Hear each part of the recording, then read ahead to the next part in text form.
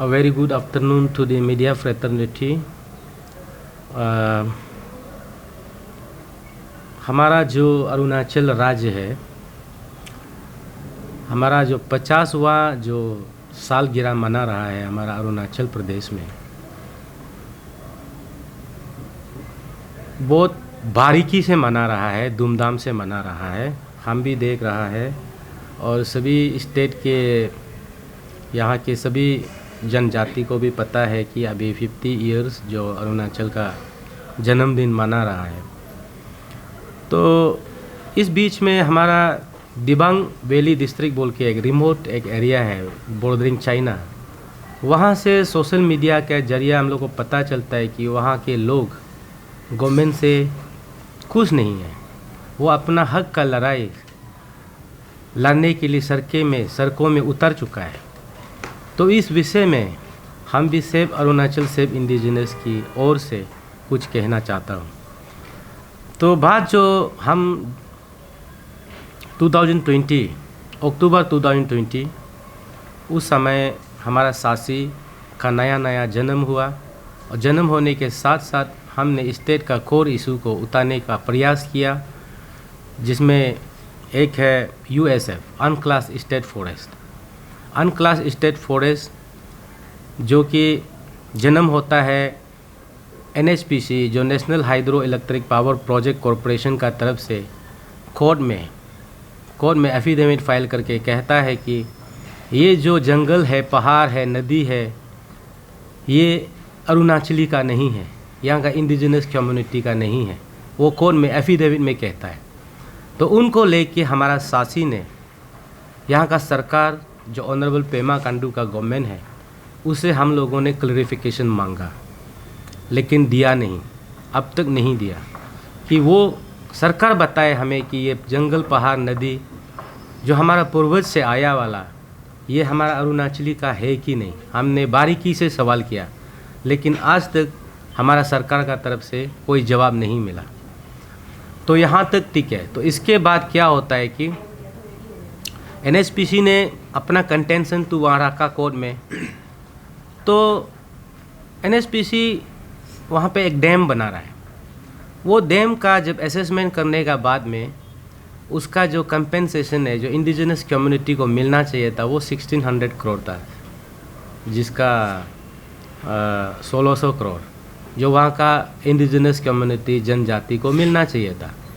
लेकिन NHPC जिसमें हमारा सरकार का भी भागीदार जो साथ है, जो सपोर्ट करने का वजह से वो कोर्ट में चला जाता है और कोर्ट में कहता है कि ये आप लोग का ज़मीन नहीं है, हम लोग कंपेंसेशन नहीं देगा। तो हम लोग वहाँ से शुरू करता है कि नहीं, ये नहीं होगा।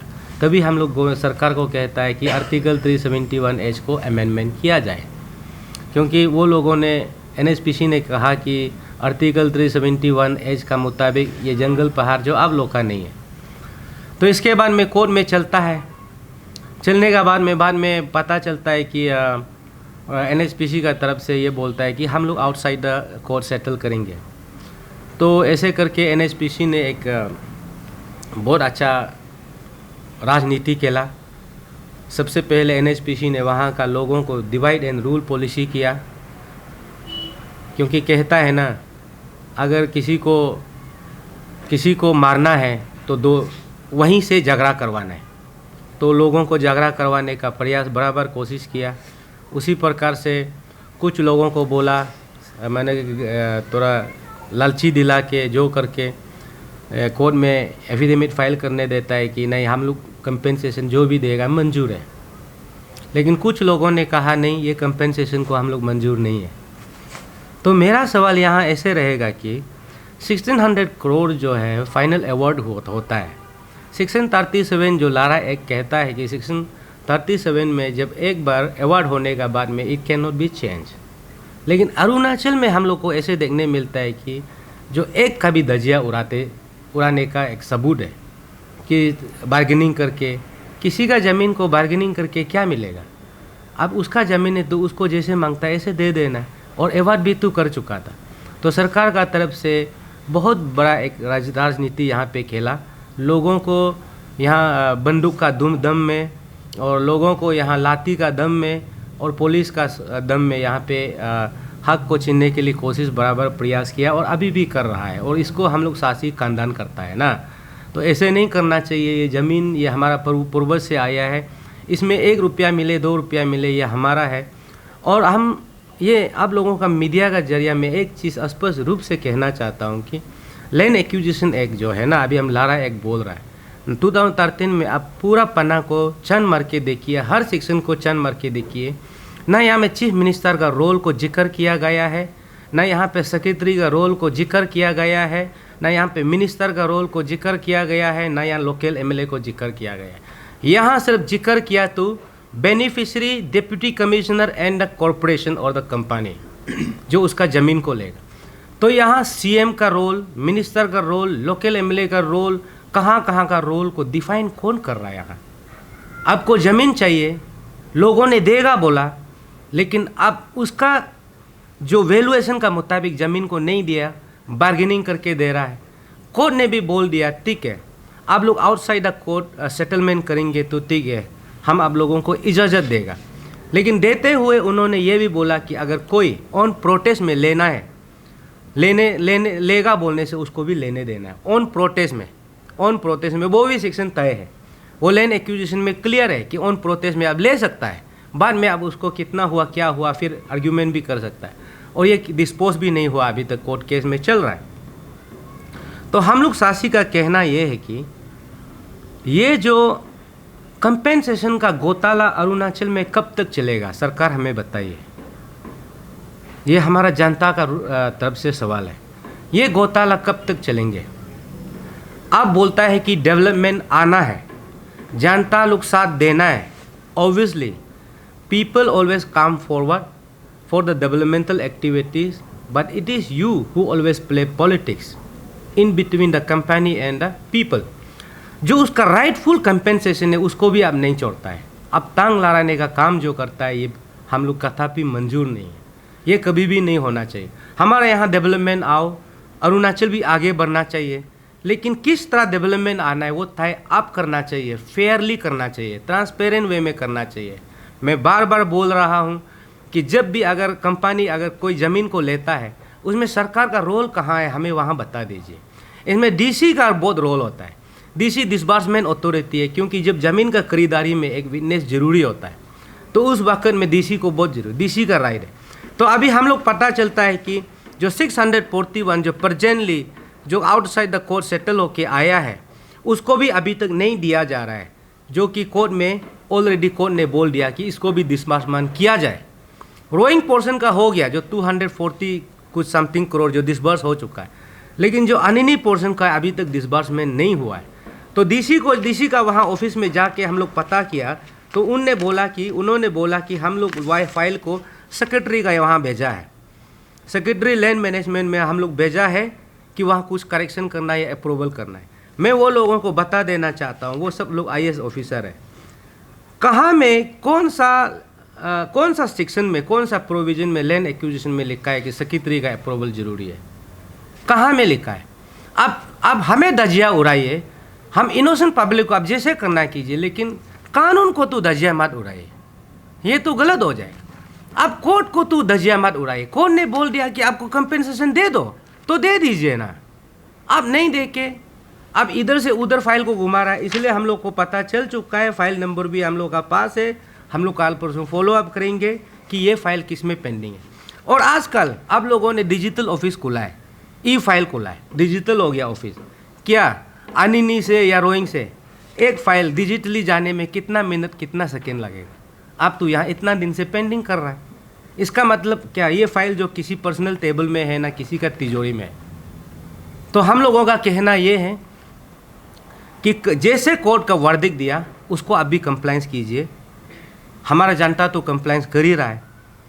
तो अभी वो था कंपेंसेशन का। एक बात सुनने मिल रहा है कि वहाँ का जो ऑल इदू मिसमी स्टूडेंट यूनियन और दिबांग वैली स्टूडेंट यूनियन ने वहाँ का लोगों को साथ देते हुए वो भी सड़कें में उतर चुका है, उसका प्रोटेस्ट राइट है। कोर्ट भी बोलता है कि कंपेंसेशन को जनता को डिसबर्स कर दो, तो आप डिप्यूटी कमिश्नर आप डिसबर्स क्यों नहीं कर रहा है? जब डिप्यूटी कमिश्नर को मिलने जाता है लोग, वहाँ का लोग जो इनोसेंट पब्लिक कहता है कि फाइल को ऊपर लेवल में भेजा है। तो मैं ये पूछ रहा हूँ बार बार कि ऊपर लेवल में भेजने का प्रोविज़न आप लैंड एक्विजिशन एक्ट में दिखाइए 2013 में। कहाँ में बोला है कि सेक्रेटरी अप्रूवल करता है? कहाँ में? कहीं पे भी नहीं लिखा है। तो जनता का पैसा को इस तरह छेड़छाड़ करने का जो राजनीति, ये बिल्कुल गलत है और उसको हम लोग खंडन करता है। तो अभी हमको पता चला, इन्फॉर्मेशन मिला है रिलायबल सोर्स से कि अभी अनिनी में फ़ौज भेजा जाएगा, रोइंग से, नामसाई से और बॉर्डरिंग जो असम से फ़ौज मांगा के वहाँ में लोगों को बंदूक का बैरल का सामने में उसको बाइंड डाउन करेगा कि तुम लोग ये कंपेंसेशन जितना दिया है उतना ले लो, उससे संतुष्ट हो जाओ। तो क्या कंपेंसेशन जो ज़बरदस्ती दिया जाता है ना दोनों का सहमति से दिया जाता है? अरुणाचल में क्या चल रहा है हमको तो समझ में नहीं आता है। जब सरकार के जो भी मुख्य धारा में जो लोग हैं, मैं उसको पूछता हूँ कि अब हमें बताइए कि अरुणाचल 20 साल का बाद क्या होने जा रहा है, वो भी अब नहीं बोलता है। तो अब लीडर है ना, क्या हम लोग को समझ में नहीं आता। तो वहाँ का लोकल एमएलए का रोल होना चाहिए, वो एक्चुअली में बोलने से पीपल का रिप्रेजेंटेटिव है, वो कंपनी को बात करना चाहिए, वो डिप्यूटी कमिश्नर को बात करना चाहिए कि नहीं मेरा जनता सफ़र हो रहा है, गरीब जनता जो, उसको जल्दी जल्दी दे दीजिए। इसमें एमएलए का रोल भी क्लियर नहीं है। तो जो रोल डिफाइन नहीं है उसको करने में बिजी है, लेकिन जो डिफाइन है उसको नहीं करता है। तो ये हमारा शासी का तरफ से क्लियर कट मैसेज है। हम लोग पता करेंगे जो फाइल डिप्यूटी कमिश्नर जो अनिनी का ऑफिस से गया है वो कौन सा सेक्रेटरी का टेबल में पेंडिंग है, क्यों पेंडिंग है, वो हम लोग फॉलो अप करेंगे। मैं इतना ही कहूँगा और दो बातें हमारा जो सेक्रेटरी हेड क्वार्टर है वो कहेंगे। हमारा जो चीफ मिनिस्टर जो हमारा ये यंग एंड डायनामिक बोलता है जिसको, उनका जो रिसेंट जो स्टेटमेंट है जहां उन्होंने बोला कि कौन सा कानून में, कौन सा कॉन्स्टिट्यूशन में कि हमारा किट एंड कीन है, चीफ मिनिस्टर का जो किट एंड कीन है पाम कॉन्ट्रैक्ट होल्ड नहीं कर सकता है। तो इसका विषय में मैं बोलना चाहूँगा। तो ऐसा है सीएम साहब, आप हमारे स्टेट का आप चीफ मिनिस्टर है ना, तो मान लो ये प्रावधान पे है, मतलब ना ये कॉन्ट्रैक्ट कर सकता है, लेकिन हम सोचता है ये अपना ये आपका ये होना है, इंडिविजुअल एक रिस्पॉन्सिबिलिटी होना है कि मतलब आप इसमें इंटरफेयर नहीं करना है। मान लो आपका कोई फैमिली वाला, आपका कोई भाई, आपका कोई ये बहन, आपका कोई रिलेटिव, वो कोई फार्म में ये करता है या कोई कॉन्ट्रैक्ट में वो पार्टिसिपेट लेता है कोई टेंडर में, तो कौन सा चीफ इंजीनियर का ये होगा, मतलब हिम्मत होगा कि उसको ये के लिए उसका फार्म को नहीं जिताने के लिए। अगर मान लो वो चीफ इंजीनियर जो भी है ना उनको ऑब्जेक्ट करता है, तो क्या उनका ये जो ट्रांसफ़र तय नहीं है क्या? ऑब्वियस है ट्रांसफ़र हो जाएगा।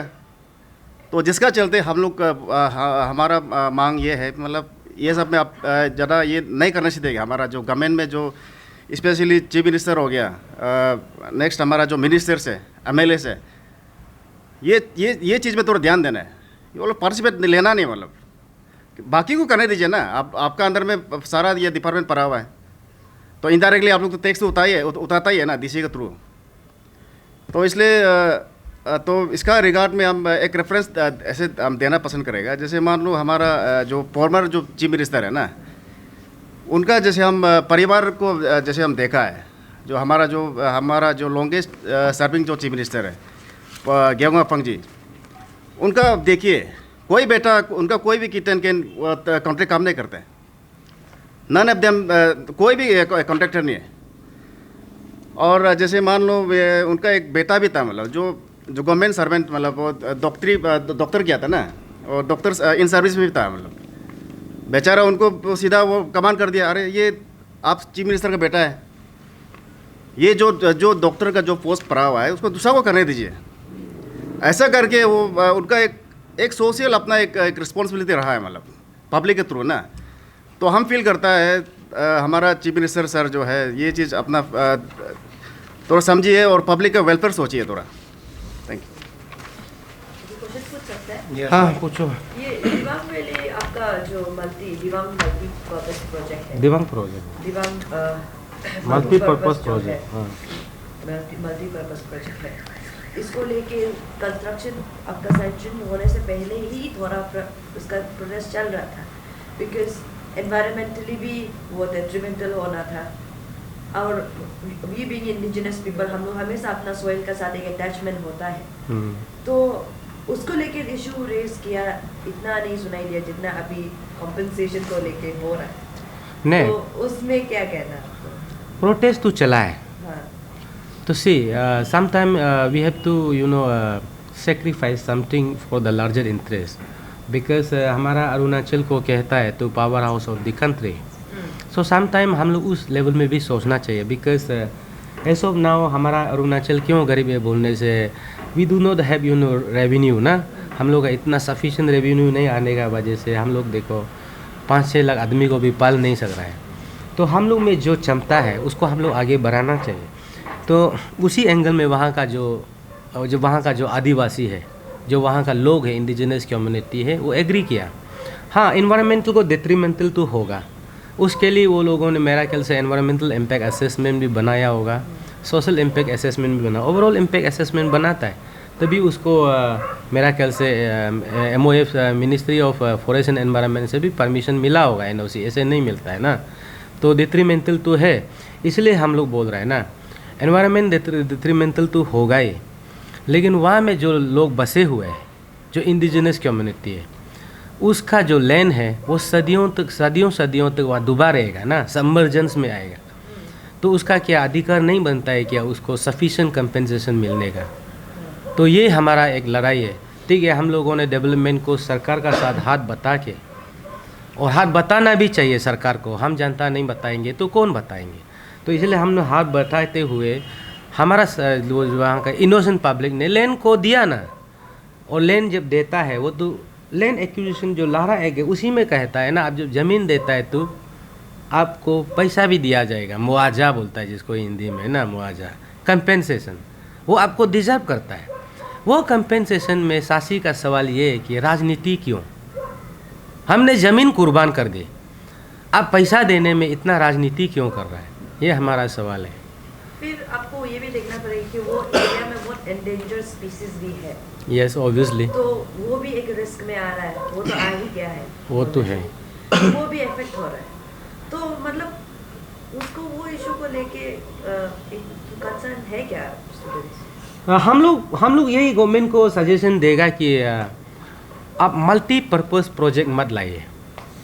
अब हमारा नदी में जो रिसोर्सेस है, जो अभी नदी से पावर हाउस बनता है ना, इलेक्ट्रिसिटी जनरेट, आप छोटा छोटा बनाइए, इतना बड़ा नहीं। छोटा बनाएंगे कम इफेक्ट होंगे, निगेटिव इम्पैक्ट भी कम होंगे, तो छोटा बनाना ये गवर्नमेंट का पॉलिसी होना चाहिए। इसलिए हम बार बार बोल रहे हैं ना, our leader has no time to frame any policy for the state. ये हम लोग का समय नहीं है, हम लोग का पास में बिल्कुल समय नहीं है पॉलिसी बनाने का। छोटा प्रोजेक्ट आप बैठाइए ना, ये कामिंग में छोटा सा बनाइए, सुबनश्री में छोटा सा बनाइए, जहाँ हम नदी में छोटा बनाइए। इतना बड़ा डैम बना के आप इतना इकोलॉजिकली इम्बैलेंस लाएगा, ये भी तो नहीं होता है ना। तो वो तो हम लोग का तरफ से सजेशन तो रहेगा ही, तो लेकिन अभी वो सब चीज़ जो मिनिस्ट्री जो सेंट्रल लेवल से जब NOC दे ही दिया कि प्रोजेक्ट बैठाना है, तो कंपेंसेशन जो ड्यू कंपेंसेशन है उसको अच्छा से देना चाहिए, प्रॉपर वे में देना चाहिए, ट्रांसपेरेंट वे में देना चाहिए। इसलिए तो बोला ना, फेयरनेस कंपेंसेशन होना है। ये हम लोग का एक ये है सासी का तरफ से। तो आप लोग ये भी मतलब एलिजिबल, वही वर्ड प्रॉपर होगा शायद कि 641 करोड़ फंड DC का अकाउंट में ट्रांसफर किया गया है, but then DC has been reluctant. Why do you feel so? क्यों लग रहा है आपको रिलक्टेंट इन DC को लेकर? वही हम लोग को समझने में कठिन लग रहा है ना, ये क्यों नहीं दे रहा है। हम डिपॉजिटेड है ऑलरेडी, मनी जो है डिपॉजिटेड है, मुआवजा जो लोगों के लिए था, DC क्यों नहीं दे रहा है, ये सबसे बड़ा सवाल है। कोर्ट ने भी, हमारा जो हाई कोर्ट है, ईटानगर बेंच ने भी कह दिया कि अब जनता को दे दो, ऑन प्रोटेस्ट में भी दे दो। हम बार बार जिक्र कर रहा है एक शब्द का, ऑन प्रोटेस्ट। वो जो है अब जो हम जिसका जिक्र कर रहा है लारा एक 2013 में सेक्शन 77 में क्लियर बोला है कि अगर हम ये जो कंपेंसेशन को इतना सेटिस्फाई नहीं है तो हम ऑन प्रोटेस्ट में ले सकता है, बाद में हम इसका फिर छानबीन करके हम केस भी किया जा सकता है, हम इसका फिर से ये कर सकता है। अभी के लिए हम ऑन प्रोटेस्ट में लेगा, कौन ने भी मना ना, ठीक है, अब ऑन प्रोटेस्ट में भी लेने दो, दे दो जितना डिपॉजिट दे, लेकिन नहीं दे रहा है तो 2 चिट्ठी का जिक्र होता है जिसमें बोला है डीसी जो है कि ऊपर लेवल में भेजा है फाइल अप्रूवल के लिए। किसी का पैसा को देने के लिए ऊपर लेवल का जरूरी है क्या? लैंड एक्विजिशन एक्ट में 2013 में आप बताइए कौन सा सेक्शन में बोला है कि ऊपर लेवल में फाइल भेजा जाता है? हम ये पूछ रहे हैं सरकार को, कौन सा सेक्शन में बोला है कि ऊपर लेवल से अप्रूव करता है? ये देना तो डीसी का है, डिप्यूटी कमिश्नर का। कितने सारे फैमिलीज अफेक्टेड हैं यहाँ में कम से कम मेरा ख्याल से 1600 ऐसे कुछ था, हम एग्जैक्टली फिगर को मालूम नहीं है बिकॉज हम तो वहाँ का नहीं है, लेकिन ऐसे लगा है, ऐसे हमको मालूम हुआ है कि वहाँ में मोर देन 1000 ज़्यादा फैमिली है जो अफेक्टेड होगा। ये है 1000 ज़्यादा फैमिली अफेक्टेड होगा और उसको अभी वो लोग सड़कों में है, they are already hit the road. और कितना अमाउंट देना है उन्होंने? यहाँ में 641 करोड़ जो डिपॉजिटेड है। वैसे तो हम बार बार बोल रहे हैं आप लोग ये के लिए, शुरू में अवार्ड जो है ना 1600 करोड़ हुआ था, तो 1600 करोड़ होने का बाद में सरकार और एनएचपीसी कहता है कि नहीं ये ज़्यादा है, तो ये ज़्यादा है बोलने से तो नहीं होगा, कुछ तो करना पड़ेगा। तभी जाके ये लोगों ने बोला कि नहीं, जितना पहाड़ है वो तो यूएसएफ है, अनक्लास स्टेट फॉरेस्ट, जो कि अब लोग का नहीं है, लोगों का नहीं है, ये सरकार का है।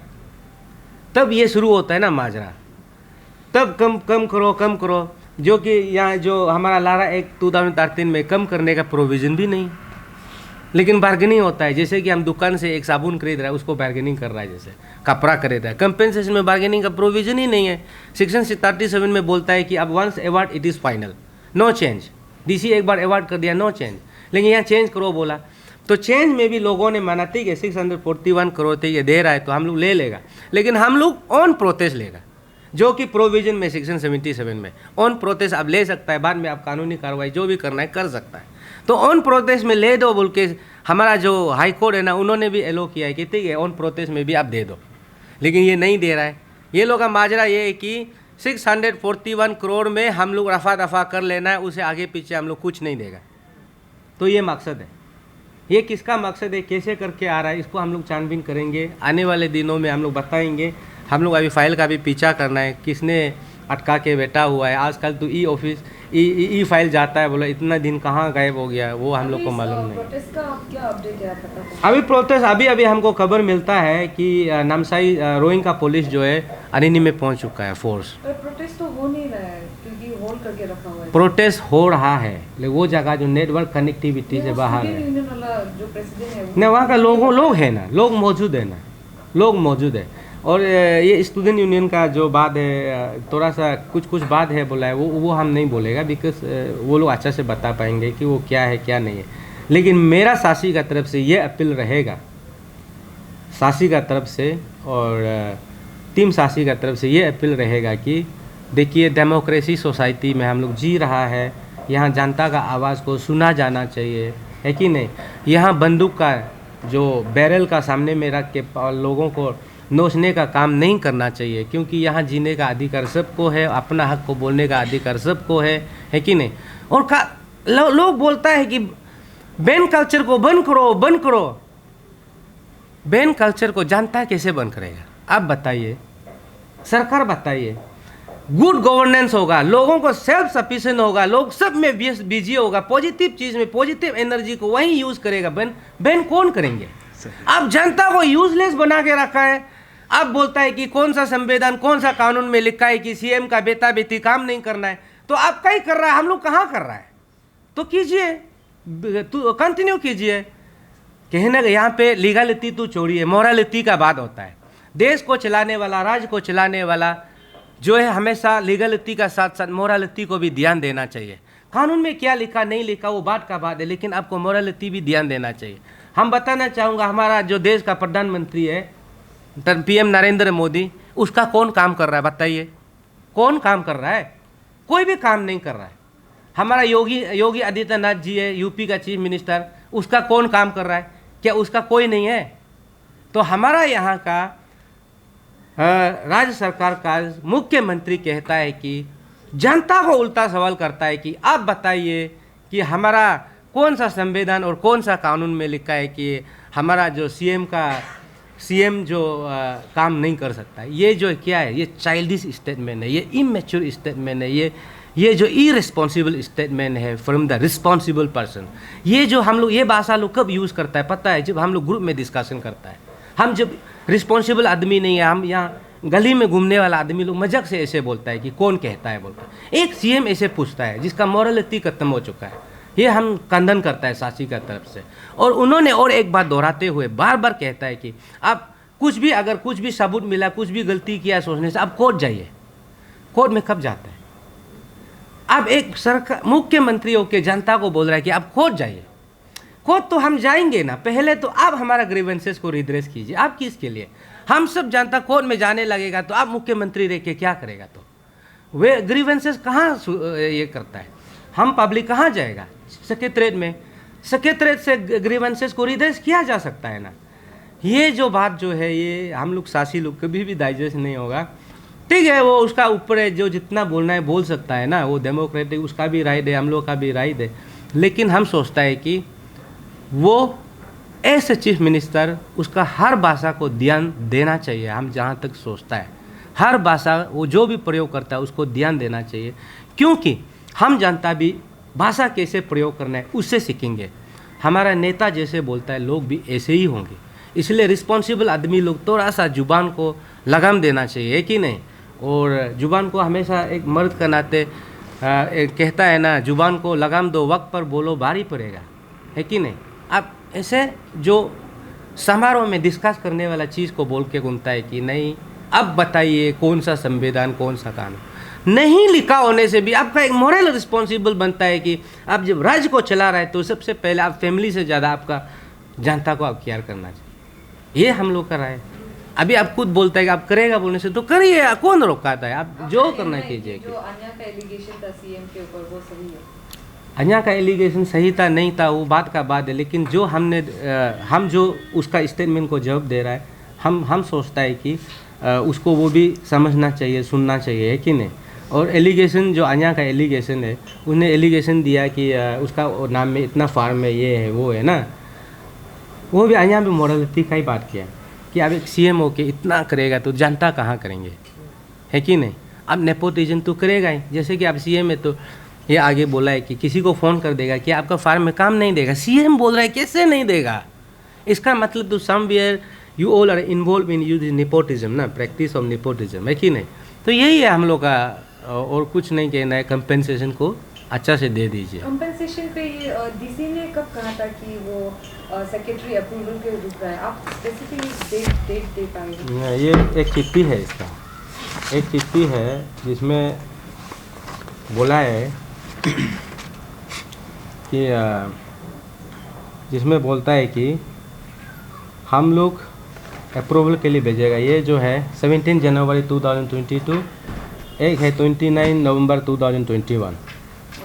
तो इसका मुताबिक वो लोगों ने डीसी जो भेजा है, तो एक फिर डायरेक्टर से एक तो कोरी आता है कि नहीं यहाँ में एनेक्सर का कुछ इधर उधर है, तो फिर भेजा है बोलता है। तो ये भेजा नहीं भेजा ये बात का बात है ना।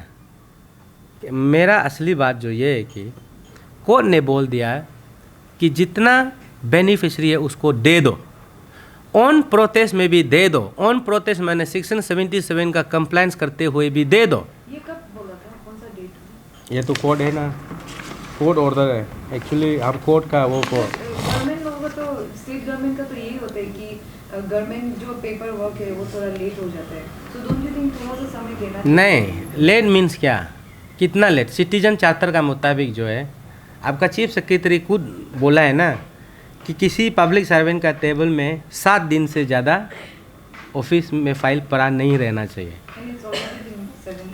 हाँ, तो मोर देन तो 2-3 महीना, साल हो गया। तो क्या सिटीजन चार्टर में ये भी लिखा हुआ है क्या साल भर या महीना भर फाइल जो पेंडिंग होना है? नहीं, पर ये डीसी का ये तो 17 जनवरी को आया था। नहीं, 17 जनवरी वो पहले भेजा हुआ है ना, पहले नवंबर का भी भेजा हुआ है, नवंबर से पहले भेजा हुआ है ना एक तो चिट्ठी जो। हाँ, डीसी जो बोल सेक्रेटरी को कि आप अप्रूवल कीजिए, हम डिसबर्समेंट करेगा। वो नवंबर को भेजा था। नवंबर को भेजा था। तो जनवरी को तो बाद में क्वेरी आया ना कि मेरा ये कुछ एनेक्सर आपका भेजा वाला में गलती है, उसको हम ये करेंगे।